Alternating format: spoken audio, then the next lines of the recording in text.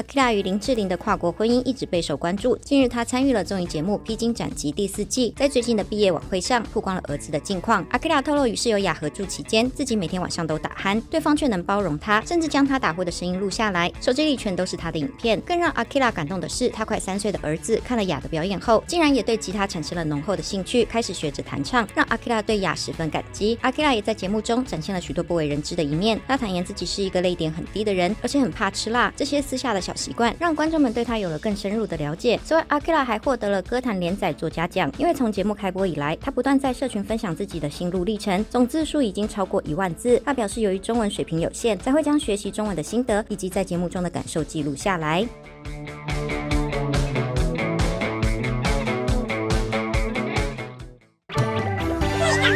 Bye.